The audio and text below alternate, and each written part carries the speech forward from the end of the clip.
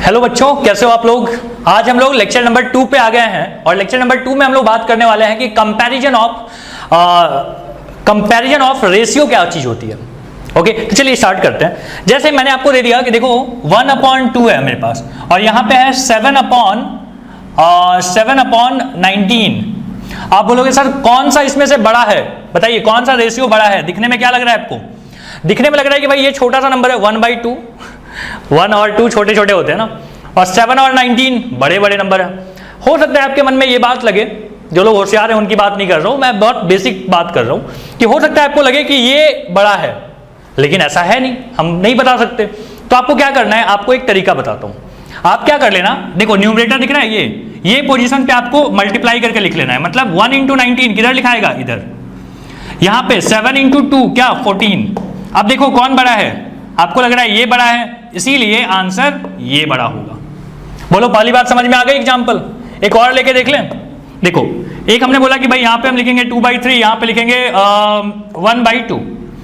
अब बताइए कि कौन बड़ा है।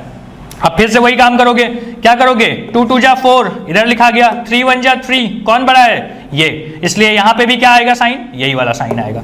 तो इस तरीके से हम क्या करते हैं ना, कंपेयर करते हैं और बताते हैं कि कौन बड़ा कौन छोटा या कौन बराबर है। जैसे मैं बोलूं कि देखो थर्ड एग्जांपल कि 1/2 और यहां पे लिख दिया 4/8, बोलता है कौन बड़ा है कौन छोटा है। तो आप क्या करना, यहां पे भी यही काम करना कि 8 × 1 = 8, 4 × 2 = 8, दोनों तो बराबर आ गए, तो यहां पे भी आपको इक्वल लिख देना है।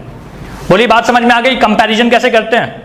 अब इन्हीं बातों के साथ ना हम लोग अपना एक्सरसाइज स्टार्ट करते हैं 4.2। चलिए स्टार्ट करते हैं। देखो यहां पे हमारे पास है 4.2 प्रैक्टिस सेट 4.2। ओके, तो यहां से स्टार्ट कर रहे हैं हम लोग। फर्स्ट क्वेश्चन मैं यहां पे लिखता हूं। फर्स्ट क्वेश्चन दिया हुआ है कि using the property a/b = ak/bk। ठीक है, दोनों में k से मल्टीप्लाई कर दिया है। बोलता है इस प्रॉपर्टी को यूज करते हुए आपको यहां पे ये बताना है कि लिखा हुआ है 5/7 = यहां पे एक ब्रैकेट दिया हुआ था, मैं इसको बॉक्स बना देता हूं। यहां पे है 28, फिर यहां पे है 35 और यहां पे फिर से एक बॉक्स बना रहेगा, = है यहां पे दिया हुआ कि अगेन आपको नहीं पता यहां पे क्या चीज है, और यहां पे है 3.5।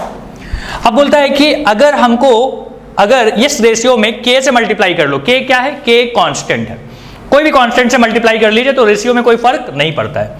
तो मैं बोल रहा हूं कि 7 × 4 = 28, मतलब यहां पे 4 से मल्टीप्लाई किया गया है, तो यहां भी 4 से कर लो मल्टीप्लाई, 5 × 4 = 20। अगेन देखो 7 में, यहां देखो 5 में क्या मल्टीप्लाई किया है तो 35 आया, आपने बोला × 7 किया है, तो यहां भी × 7 कर लीजिए, 7 × 7 = 49। अगली बार 7 में क्या मल्टीप्लाई किया है कि 3.5 आ गया, आप बोलोगे 0.5 से 7 × 5 = 35, डेसिमल लगा देंगे तो यहां पे आ जाएगा। तो ऊपर भी क्या करना पड़ेगा, 0.5 से मल्टीप्लाई करना पड़ेगा, तो 5 × 5 = 25, तो यहां पे आ जाएगा 2.5। बोलो क्लियर हो गया, समझ में आ गई पहला क्वेश्चन। सेकेंड क्वेश्चन आप करोगे, देखो क्या लिखा हुआ है 9/14 = क्या लिखा हुआ है 4.5, और यहां पे एक बॉक्स है, = यहां पे दिया हुआ है कि एक बॉक्स और यहां दिया हुआ है 42, अगेन यहां पे है 3.5 और यहां पे क्या है, तो यहां पे भी एक बॉक्स बना हुआ है। अब देखो क्या करें, 9 × 5 तो 0.5 से करेंगे तो क्या आ जाएगा 4.5, तो यहां भी कर दीजिए, 14 × 5 = 70, 7.0 लिखना था। अगली बार में 14 × कितना करेंगे कि 42 आ जाएगा, बताइए 14 कितना होता है, 14 × 2 = 28, 14 × 3 = 42, 3 बार, तो यहां भी 3 बार कर दो, 9 × 3 = 27। अगेन देखो यहां से 35 कितना बार में आएगा, तो आप बोलोगे डिवाइड करके देख लो, 3.5 / 14, 7 × 2 = 7, 5 = 0.5 आ रहा है, मतलब 0.5/2 से मल्टीप्लाई किया है, किससे 0.5/2 से।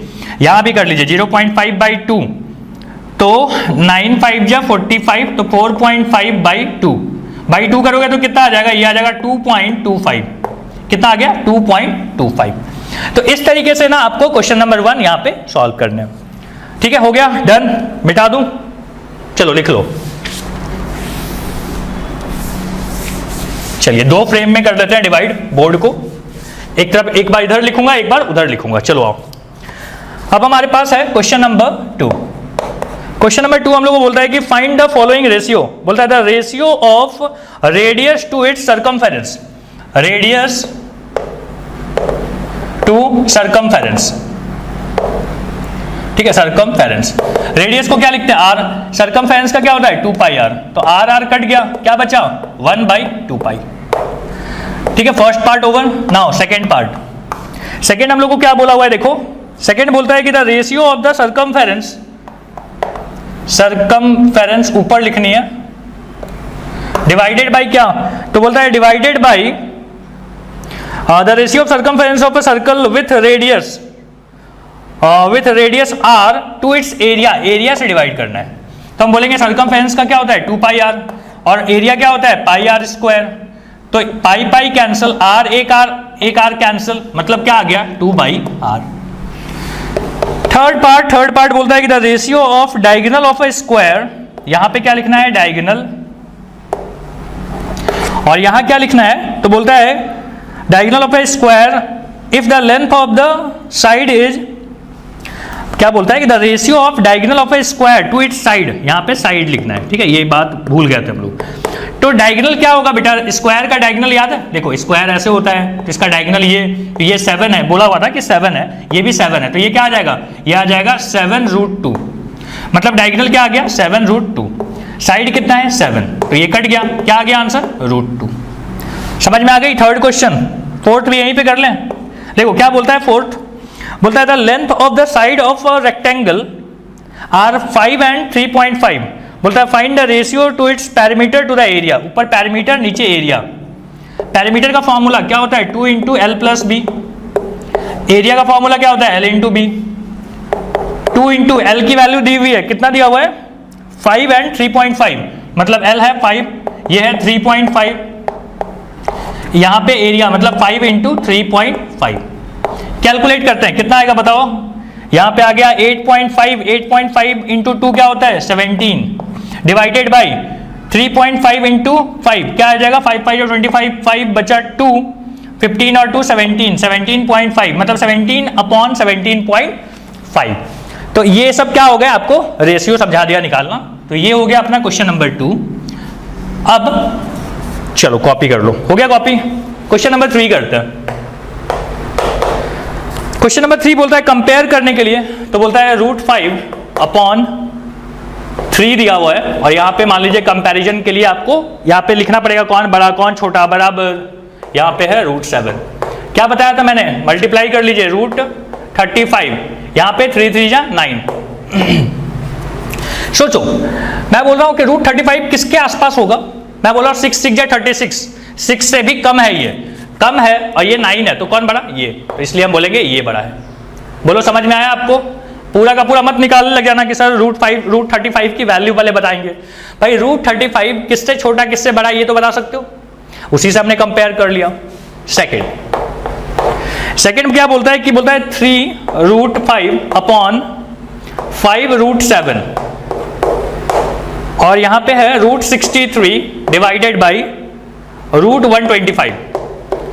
अब एक काम करते हैं, ये बहुत बड़ा रूट है ना, तो इसको छोटा कर लेते हैं। देखो कैसे करोगे, 3√5 और यहाँ पे जैसा था वो तो लिख ही दो। अब यहाँ की बात, 63 के फैक्टर निकाल लीजिए। 3 से करेंगे तो 21 आएगा, फिर 3 से करेंगे तो 7 आ जाएगा, और 7 से करेंगे तो 1 आएगा, मतलब पेयर किसका बन रहा है 3 का, तो 3 बाहर, अंदर कौन बच गया 7। √25 भी निकाल लो, 125 का फैक्टर निकालते हैं, कितना आएगा 5 से करेंगे तो 25, 5 से करेंगे तो 1, 5 से करेंगे तो 5, और 5 से करेंगे तो 1। 5 बाहर, क्योंकि पेयर बन पा रहा है एक 5 का और एक 5 अंदर रह गया। अब आप क्या कर लो, यहाँ पे क्रॉस मल्टीप्लाई वगैरह करके देख लो, तो ये दोनों अगर करेंगे तो यहाँ आ जाएगा 3√5 × 5√5, और यहाँ पे क्या है बेटा 5√7 × 3√7। सही चल रहा है। 5 3 जा 15, और √5 × √5 5 होता है, 15 5 जा 75। यहाँ पे 15, 5 3 जा 15, और √7 × √7 7। कौन बड़ा है बताओ, 7 5 35, 5 बचा 3 105, ये है 75। कौन बड़ा, ये बड़ा, ये बड़ा, सो फाइनली ये बड़ा। क्लियर है। जो साइन यहाँ लिखेंगे वही साइन ऊपर भी लिखाएगा। तो हमारे पास आ गया, मैंने 3 क्वेश्चन यहाँ पे कंप्लीट किए। अब हम लोग देख रहे हैं क्वेश्चन नंबर 4। देखो क्वेश्चन नंबर 4 क्या बोलता है, क्वेश्चन नंबर 4 का फर्स्ट पार्ट बोलता है हम लोगों की एक क्वाड्रिलेटरल दिया हुआ है एबीसीडी और एक क्वाड्रिलेटरल पैरेललोग्राम बोलता है, पैरेललोग्राम एबीसीडी दिया हुआ है, ये हमने बना लिया A B C and D. अब क्या बोलता है कि the ratio of A and B, ये एंगल और ये एंगल का जो रेशियो है, मतलब angle A upon angle B कितना दिया हुआ है, तो दिस इज 5/4। ठीक है, तो बोलता है कि find the measure of angle B. अब मुझे बताइए कि अगर आपको रेशियो दिया हुआ है तो क्या आप साथ में x और x लगा सकते हो? बिल्कुल लगा सकते हो। आपको पता है सम ऑफ ये दोनों क्या है, दोनों को-इंटीरियर एंगल्स है। दो पैरेलल लाइन के बीच में ये क्या बन गया, को-इंटीरियर एंगल्स। तो हम क्या बोल सकते हैं कि angle A plus angle B is equal to क्या होगा, 180। क्यों ऐसा हम बोलेंगे, को-इंटीरियर एंगल्स। अब देख लो एंगल A की जगह पे हम क्या लिख सकते हैं, 5x लिख सकते हैं। एंगल B की जगह पे क्या लिख सकते हैं, 4x। तो यहाँ पे क्या आ जाएगा 180, यहाँ पे आ गया 9x is equal to 180। So now x is equal to कितना, x इज इक्वल टू हो जाएगा 180 डिवाइडेड बाय 9। सो यहाँ से आ गया 20, x की वैल्यू कितनी, 20। अब आपसे पूछा है कि एंगल B बता दीजिए, हम बोलेंगे angle B is equal to कितना हो जाएगा, B कितना माना है हमने 4x, तो बोलेंगे 4 into x, x की जगह पे क्या लिखोगे 4 into 20। So answer is 80 degree. Clear है फर्स्ट पार्ट ओवर। अब चलते हैं सेकेंड पार्ट की तरफ, यहां पे सॉल्व करता हूं सेकेंड पार्ट। देखो सेकेंड पार्ट क्या बोला हुआ है कि the ratio of present age of Albert and Salim. ठीक है, तो अल्बर्ट का एज को हम मान लेते हैं, अल्बर्ट एज दोनों का रेशियो दिया हुआ था 5:9 हो गया 5x, और सलीम का जो है एज कितना हो गया, क्या बोला सालिम बोल गया बेटा, सलीम एज जो है वो कितना है 9x है। अच्छा ओके, मतलब फाइंड अच्छा 5 ईयर हेंस, 5 साल के बाद क्या हो जाएगा 5x प्लस 5, और सलीम का एज क्या हो जाएगा 9x प्लस 5, और इनका रेशियो है कितना, तो बोलता है कि 3:5। क्या आप यहाँ से x की वैल्यू निकाल सकते हो, और वही x की वैल्यू यहाँ पे पुट कर दी जाए तो दोनों की क्या हो जाएगी, प्रेजेंटेज मिल जाएगी। सो 5 5 जो 25x प्लस 5 5 जो 25 इज इक्वल टू 9 3 जो 27x, और यहाँ पे आ गया 15। सो ये इधर आएगा तो हो जाएगा -2x, ये इधर आ जाएगा उधर जाएगा तो क्या हो जाएगा -10, minus minus cancel. Now x is equal to 5। अगर x आपको पता है तो अल्बर्ट का एज क्या हो जाएगा, तो हो जाएगा 5 into 5, x की जगह पे 5 पुट किया तो ये हो जाएगा 25 इयर्स। और सलीम का एज क्या हो जाएगा, सलीम का एज कितना हो जाएगा 9 into 5, 9 5 जो 40। तो ये इसको क्या मिल गया है, प्रेजेंट एज मिल गया। यही आपसे पूछा हुआ था। तो क्वेश्चन नंबर 4 यहाँ पे, अच्छा सेकंड हुआ है, थर्ड अपन करते हैं सॉल्व। चलो यहाँ पे तो हो गया होगा, लिख के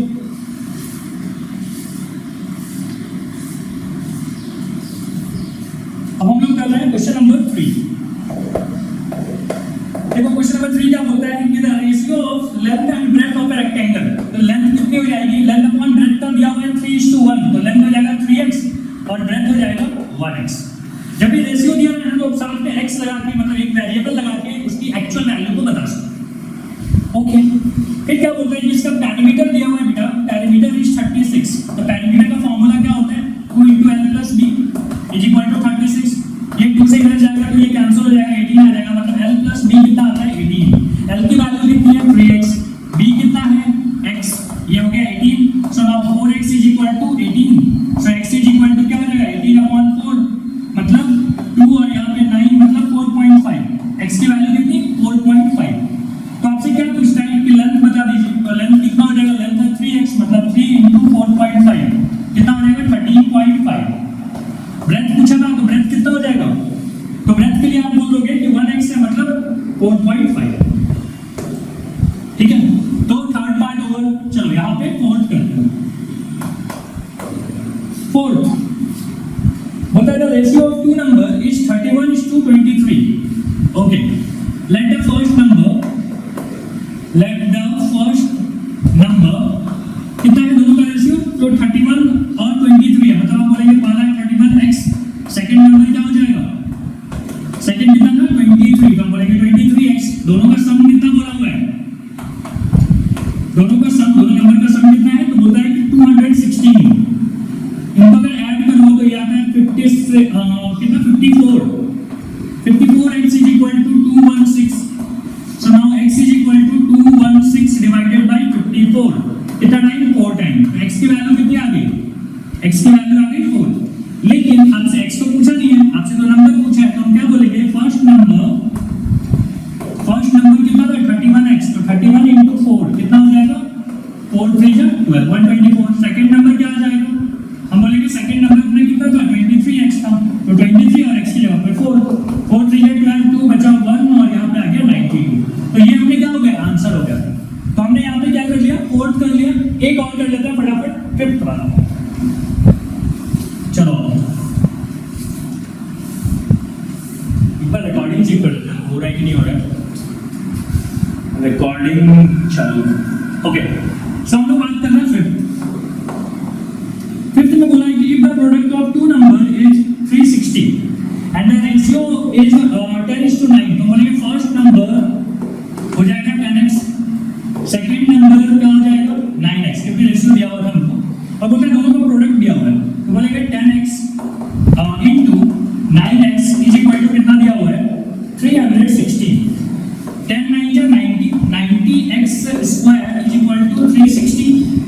सो यहाँ से क्या हो जाएगा? 9 0 0 कैंसिल, 9 4 जा 26. So x square is equal to 4. So x is equal to क्या हो जाएगा? +2. माइनस तो नहीं लिया क्योंकि नंबर्स अच्छा प्लस माइनस दोनों ले लो बेटा, दोनों हो सकते हैं ना. पॉजिटिव नंबर तो बोला नहीं था, तो क्या करेंगे? दोनों नंबर लेंगे. अब क्या बोलते हैं? Find the numbers. तो नंबर्स क्या जाएंगे? अगर आपने पहले +2 लिया तो ये हो जाएगा 20 और क्या हो जाएगा? 10 2 जा 9 2 जा 18. या फिर अगर माइनस लिया तो यहाँ पे क्या हो सकता है? -20 हो सकता है और -18 हो सकता है.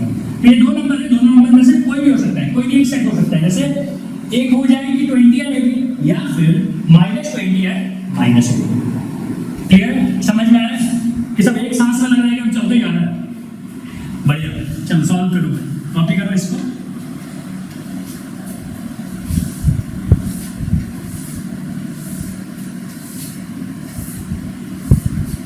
हो गया कॉपी?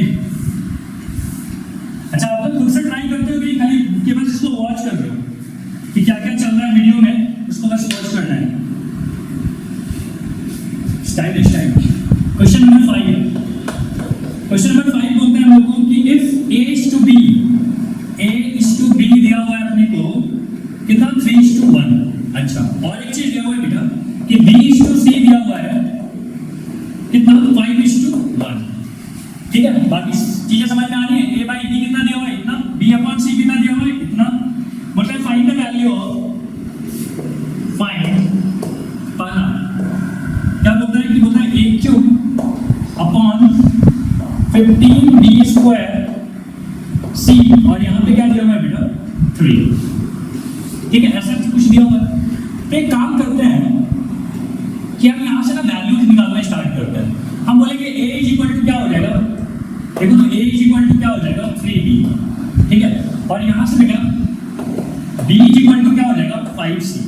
ठीक है, तो चलो वैल्यू पुट करते हैं. तो हम बोलेंगे a³ का मतलब क्या है? 3b का होल क्यूब. नीचे क्या है? तो 15 और b स्क्वायर है और यहाँ पे क्या है बेटा? c और यहाँ पे क्यूब है. अब ध्यान से देखो, क्या यहाँ से 3 या 9 का 27 लिख सकता हूँ? 27 b का cube divided by 15 b square c लिख सकते हैं. अब यहाँ लिखता हूँ. ठीक है, इसके बाद यहाँ तो हम बोला 3 से कट होगा तो 9 और 3 से कट होगा तो 5. b स्क्वायर बेटा यहाँ से पूरा खत्म हो गया, यहाँ पे बचेगा b अपॉन c. तो हम बोल रहे हैं कि यहाँ पे आ रहा है मेरे पास 9/5 b अपॉन c. क्या है? b अपॉन c का क्यूब. अब देखो, क्या मैं b को b इक्वल टू 5c लिख सकता हूँ? लिख दीजिए. तो हम लेंगे 9 और यहाँ पे हो गया 5c डिवाइडेड बाय 5c का क्यूब. 5c यहाँ से कैंसिल. अब 9 का क्यूब यही आंसर है. 9 3 9 9 जा 81 81 9 का क्या होता है? करके देख लो 7 to 9. ठीक है, तो ये अपना क्या हो गया? फर्स्ट का पार्ट का आंसर.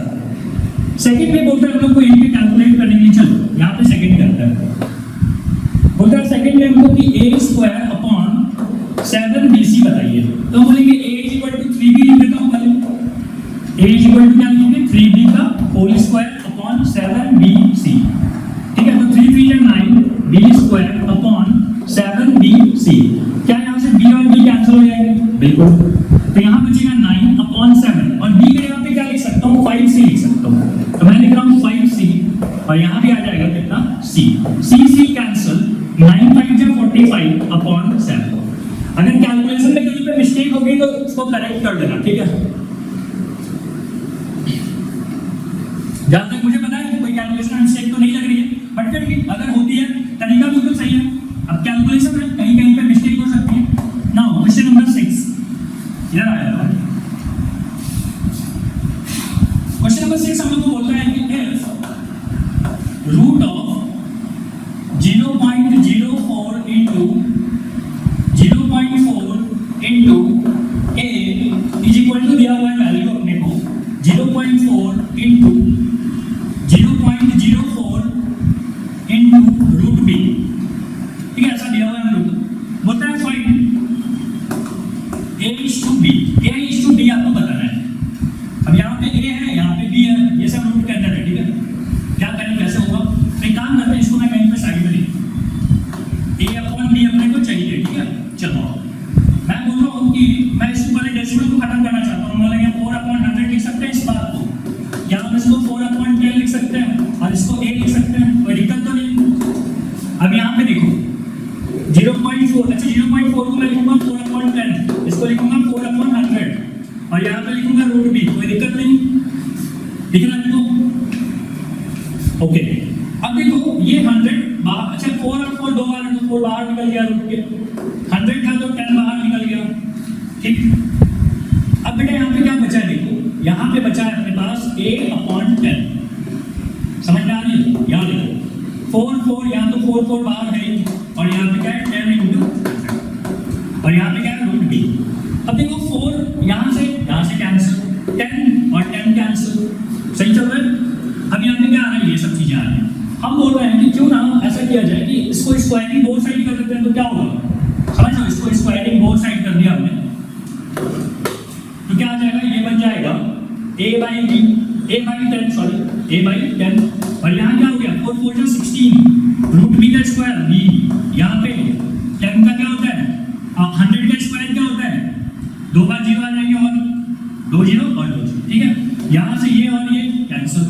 अब बताइए a/b क्या हो रहा है? तो बोलेंगे 16/1000। 4 से कट कर सकते हो, 4 4 जा होता है 16, 4 से कितना आ जाएगा? 250, 2 से 125, तो अपने पास फाइनली बचेगा 2/125। बोलो क्लियर है? a/b is equal to 2/125। ठीक है, तो क्वेश्चन नंबर यहाँ पे कौन सा हो गया? 6 कंप्लीट हुआ। चलो एक आखिरी क्वेश्चन है, क्वेश्चन नंबर 7, इसको हम लोग यहाँ पे करते हैं।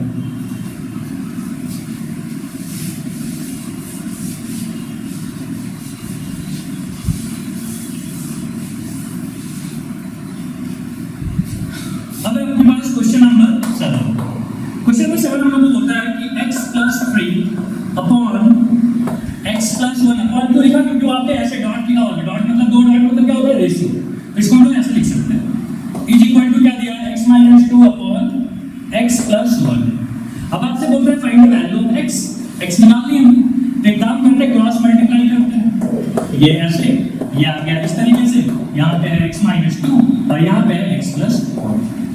इसको अगर सॉल्व करोगे तो ये आएगा इतना, आपको आता होगा ये मल्टीप्लाई करना ना, मैंने थोड़ा डायरेक्ट किया, समझ जाओ। x² यहाँ पे आ गया -x, यहाँ पे आ गया -2। क्या x² कैंसिल होंगे? बिल्कुल। ये -x इधर जाके क्या आ जाएगा? प्लस में, मतलब 5x बन गया और यहाँ पे आ गया -5 माइनस, अच्छा माइनस नहीं कटेगा, sorry x is equal to क्या? -1। कितना आ गया? x -1। यही आपसे पूछा था।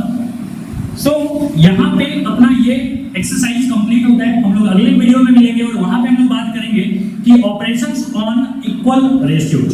Thank you.